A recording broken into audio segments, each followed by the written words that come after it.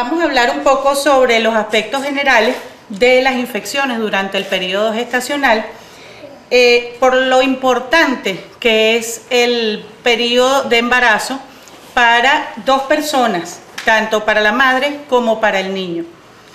Las embarazadas tienen una situación especial, tienen condiciones especiales, y estas condiciones especiales están relacionadas con complicaciones que ocurren con cierta frecuencia en ellas, tales como son el trabajo de parto prematuro, la ruptura prematura de membranas y la muerte fetal. Eso también se relaciona con morbilidad y mortalidad en el recién nacido, es decir, un buen cuidado del periodo prenatal se corresponde con una mejor nacimiento del niño y con mayor salud y mejores condiciones. Y por supuesto la infección, la patogenia de la infección en la embarazada se correlaciona con la inmunidad de la madre y con la virulencia del patógeno. Es un equilibrio que siempre se encuentra en precarias condiciones en el momento del embarazo. Y por supuesto tenemos que cuidarnos tanto de las bacterias que pueda adquirir o de los microorganismos que pueda adquirir la madre durante el embarazo, como de la misma microbiota normal de la región genital de la madre y de toda su microbiota, porque muchas de estas infecciones pueden ser de origen endógeno. Es un área que está poco explorada en la literatura médica y eso tiene una razón de ser, que es que los estudios clínicos no se pueden realizar en ciertas condiciones durante el embarazo. Nosotros no podemos exponer a la madre y al niño durante el embarazo a algunos estudios clínicos que pudieran potencialmente generar problemas en ellas. Y la farmacología de los antimicrobianos durante la gestación, se saben algunas cosas, pero todavía hay cosas que no se saben y todavía hay muchas áreas por explorar. El pasaje a través de la placenta de los medicamentos también se conoce hasta cierto punto y hay cosas del pasaje de los medicamentos a través de la placenta que todavía no se han logrado definir. Y por supuesto los efectos adversos de los medicamentos sobre la madre también tendrán efectos sobre el niño. Y cuando los medicamentos son teratogénicos o potencialmente teratogénicos, puede tener entonces consecuencias para el bebé. Y por supuesto no debemos olvidar después del parto la lactancia materna, porque muchos medicamentos pueden atravesar y concentrarse en la leche materna y pueden producir efectos sobre los niños. Como les decía, la patogenia de una infección en el embarazo depende de la inmunidad de la madre y de los mecanismos de defensa de la madre. Y por supuesto depende de los factores predisponentes que el mismo embarazo condiciona para la mujer. Por ejemplo, los mecanismos de defensa locales en cualquier mujer, pero sobre todo en la embarazada, serían la acidez vaginal, el moco cervical. En la embarazada, por supuesto, las membranas intactas y la actividad bactericida del líquido amniótico. Estos son factores protectores que tiene la madre para evitar las infecciones, pero también hay otros factores predisponentes que los vamos a ver un poco más adelante. Como les decía, son dos pacientes, la madre y el niño, simultáneamente. A ambos tenemos que cuidarlos porque son muy valiosos ambos. El embarazo, las condiciones fisiológicas del embarazo tienden a agravar algunas patologías que puedan ocurrir en el mismo y pueden poner en peligro la viabilidad del embarazo. Ya yo les mencioné algunas de las complicaciones como parto prematuro o ruptura prematura de membranas, bajo peso al nacer, o inclusive puede haber óbito fetal o alguna pérdida del embarazo. Vamos a hablar un poquito sobre las variaciones de la fisiología materna y también sobre las variaciones en la farmacocinética y farmacodinámica de los medicamentos durante el embarazo. Aquí les muestro algunas de los cambios fisiológicos que ocurren durante el embarazo, que inciden sobre la farmacocinética de los medicamentos y por supuesto sobre los antibióticos. Por ejemplo, sobre la absorción de los medicamentos influye el enlentecimiento del vaciamiento gástrico, la disminución de la motilidad gastrointestinal, el aumento del flujo sanguíneo intestinal y esto produce retraso en la absorción de los medicamentos o en algunos casos puede producir aumento de la absorción por el retraso en la eliminación intestinal del medicamento. En la distribución puede haber influencia el aumento del agua corporal total que ocurre durante el embarazo, la disminución de la albúmina plasmática y la disminución de la unión de los medicamentos a las proteínas que hace que haya mayor cantidad de medicamento libre circulando en la sangre. El metabolismo se ve afectado por el aumento de algunas enzimas, de la actividad de algunas enzimas o disminución de la actividad de otras enzimas. Y eso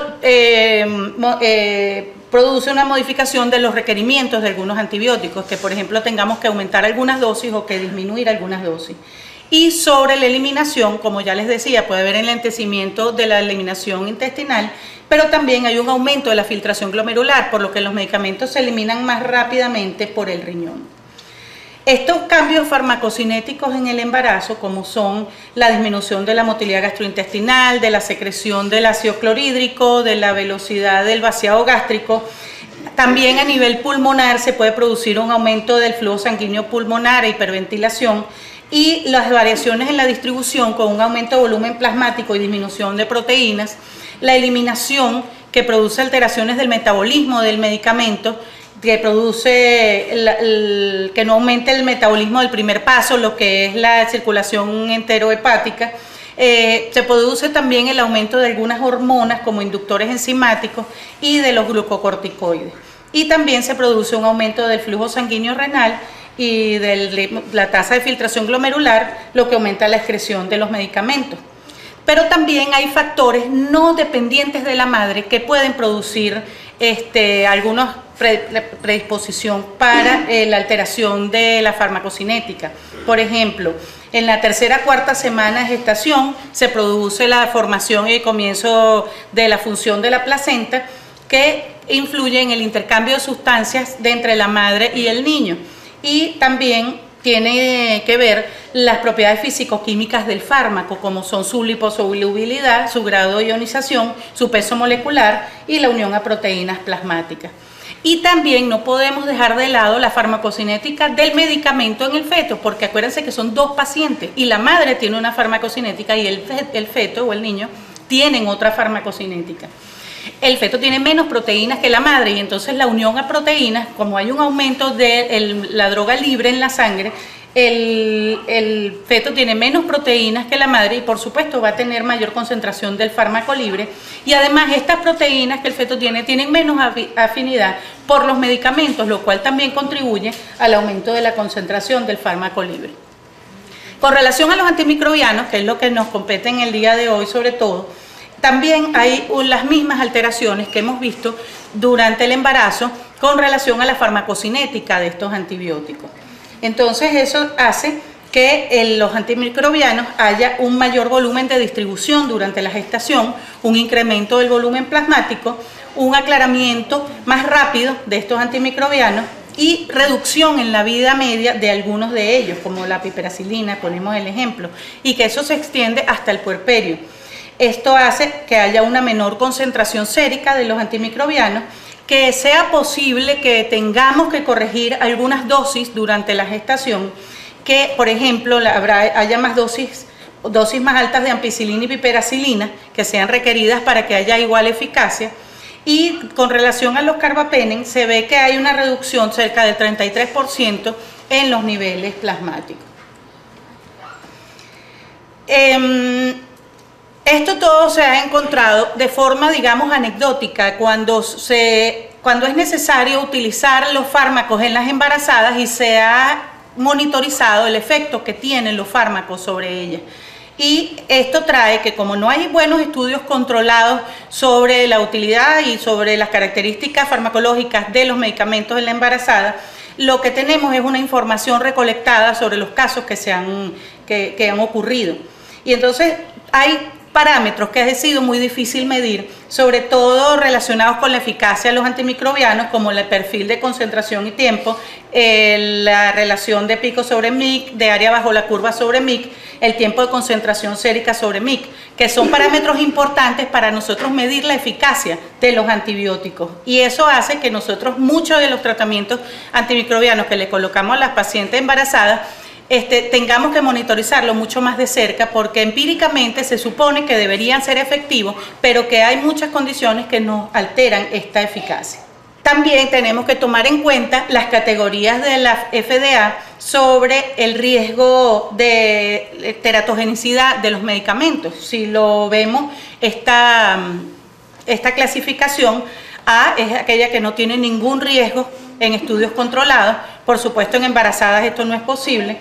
B, estudios en animales que no muestran ningún efecto, pero los estudios en humanos, en las embarazadas por lo menos, no se ha podido hacer. La mayoría de los antimicrobianos que nosotros utilizamos en las embarazadas son de esta categoría B. La categoría C, que es la que tiene teratogenicidad en animales, pero no hay estudios en humanos, solo se utilizan si se justifica el riesgo. D es evidencia de riesgo fetal en humanos y solamente se utiliza si no tenemos ninguna otra opción. Y la categoría X es efectos teratogénicos comprobados, por lo que nunca lo utilizamos. Con relación a los antimicrobianos, por supuesto, no tenemos ninguno en categoría A. En la categoría B, como les decía, está la mayoría de los antimicrobianos que utilizamos en las embarazadas. En la categoría C están algunos antimicrobianos que se pueden utilizar, que se ha visto que se pueden utilizar con seguridad, como son los macrólidos, algunos aminoglicósidos, las quinolonas, utilizarlas solamente cuando se justifique, las drogas antituberculosas y los antivirales, incluyendo los antirretrovirales. Aminoglicósidos como la streptomicina, por ejemplo, y las tetraciclinas no deben ser utilizadas durante el embarazo, y hay drogas que nunca deben ser utilizadas, como la ribavirina y la quinina. Como les decía, también tenemos que tener en cuenta el tránsito transplacentario de los antibióticos. Si nosotros vemos, hay antibióticos que más de la mitad, más del 50% pasa, o sea, la relación sérica feto-madre. Hay algunos que son más o menos igual cantidad en el feto y la madre, y hay otros que es menor al 10 a 50%. Entonces eso hace que muchas veces, si nosotros necesitamos optimizar un tratamiento, debamos ajustar las dosis de los medicamentos. Tenemos que tomar mucho en cuenta la toxicidad de los medicamentos, ya que ellos tienen una toxicidad intrínseca que tenemos que estar pendientes, sobre todo si es una embarazada. Por ejemplo, las tetraciclinas, que produce decoloración de los dientes, hipoplasia del esmalte, catarata, y que también puede tener toxicidad materna, pues se debe evitar el uso, se encuentra en categoría X. Y la streptomicina igualmente, que tiene comprobado daño al octavo par y solamente se utiliza en casos que no tenga ninguna otra opción. Así sucesivamente, ahí tenemos algunos antibióticos que producen anomalías congénitas, como la rifampicina, lo producen ratas, no se ha demostrado en humanos, y se utiliza en tratamientos antituberculosos, sobre todo porque no nos quedan otras opciones terapéuticas. Pero tenemos que tener pendientes, por ejemplo, cuando los pacientes tienen deficiencia de glucosa 6-fosfato deshidrogenasa, no solamente en la madre, sino también potencialmente en el niño, porque, por ejemplo, las sulfonamidas, la nitrofurantoína pueden producir anemia hemolítica en este tipo de pacientes. Hay algunas drogas, como la nitrofurantoína, que deben ser evitadas en el tercer trimestre, y la pirimetamina, que debe ser evitada en el primer trimestre. Aquí está un poco más detalladamente las tetraciclinas, efectos sobre la dentición y el desarrollo de los huesos, toxicidad en gestantes como es nefritis, hepatitis, necrosis grasa del hígado o pancreatitis, efectos relacionados con la dosis, más comúnmente con el suministro endovenoso. Nosotros no tenemos presentaciones endovenosas de las tetraciclinas en este momento. De los aminoglicósidos, no utilizar streptomicina porque puede producir daño vestibular. Y de la isoniazida hay reportes no confirmados, pero que se han descrito de retardo psicomotor, convulsiones y mioclonía. ¿Cuáles son las infecciones más frecuentes que vemos en la embarazada? Sobre todo infecciones desde el punto de vista ginecológico, como son vaginosis bacteriana, enfermedades de transmisión sexual. También infecciones del tracto urinario son muy frecuentes, que pueden producir también complicaciones del embarazo. las infecciones respiratorias altas, los procesos infecciosos generales, tuberculosis, infecciones parasitarias, toxoplasmosis y corioamnionitis. Los antimicrobianos que nosotros deberíamos utilizar en estas pacientes como primera elección serían las penicilinas y sus derivados, penicilina, cefalosporina, y los derivados de la eritromicina como macrólidos también se pueden utilizar. Como alternativa, la clindamicina y algunos aminoglucósidos como la gentamicina y la amicacina pueden ser utilizados, pero solamente como alternativas cuando tenemos pacientes, por ejemplo, alérgicos a penicilina, que no puedan utilizar estas opciones. También tenemos como alternativa el metronidazol, pero que debemos evitar en el primer trimestre por su efecto mutagénico en procariotas. Las sulfamidas, que debemos dejar, no utilizarlas en el tercer trimestre, incluyendo el cotrimoxazol o trimestoprim sulfametoxazol, que también deberíamos evitar en el primer trimestre porque es antagonista del ácido fólico. Y se pueden utilizar los antisépticos urinarios como nitrofurantoína y metenamina. Sin embargo, tenemos que estar pendientes con los pacientes deficientes de enzimas glucosa 6-fosfato deshidrogenasa porque nos pueden producir anemia hemolítica. Por supuesto, no recomendados, ya lo dijimos, tetraciclinas que inhiben el crecimiento óseo y la coloración de los dientes, la fluoroquinolona, aunque se ha utilizado en pacientes pediátricos y se ha utilizado con buen resultado, pero se ha visto casos anecdóticos de artropatías y de rupturas tendinosas y de alteraciones en el cartílago articular en animales. Por eso no está todavía aprobado para uso amplio en embarazadas ni en los niños.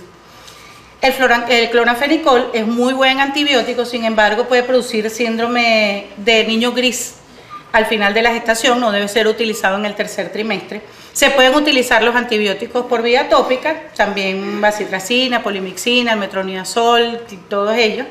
Y de los antivirales podemos utilizar el aciclovir en casos de infecciones por herpes, y de los antirretrovirales hay un grupo que se debe utilizar en pacientes para prevenir la transmisión vertical del VIH, como son los análogos nucleósidos, los inhibidores de proteasa. Debemos tener cuidado con los análogos no nucleósidos como el efavirenz, que aunque últimamente se ha decidido que no es contraindicado en el embarazo, pues se procura no utilizar porque ha demostrado algunos efectos en las pruebas en animales. Por último, no debemos olvidar la lactancia. Los antibióticos, todos los medicamentos, pero en particular los antibióticos, se concentran en la leche materna. Y entonces debemos utilizar antibióticos como en el embarazo, como si potencialmente pudieran tener efectos sobre el bebé. La concentración del antibiótico en la leche materna depende del tamaño molecular, de la ionización y de la solubilidad en agua y lípidos del antimicrobiano, y hay veces en que se encuentran en concentraciones muy pequeñas.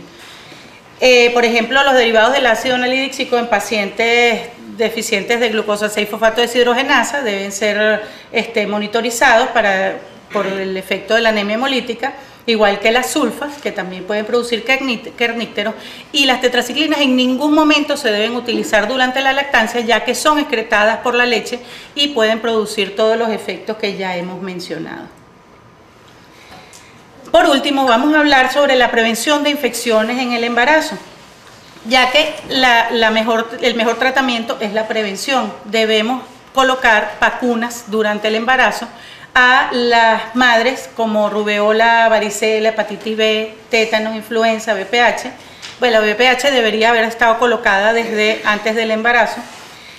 Debemos hacerle serología a las mujeres en la consulta prenatal, tanto en el primer trimestre como en el tercero, para evitar la aparición de nuevas infecciones durante el momento del embarazo, como VIH, VDRL, hepatitis B y C y citomegalovirus. Tenemos que monitorear muy de cerca las enfermedades bacterianas genitales, como por ejemplo flujo vaginal, lo que es vaginosis, vulvovaginitis, cervicitis.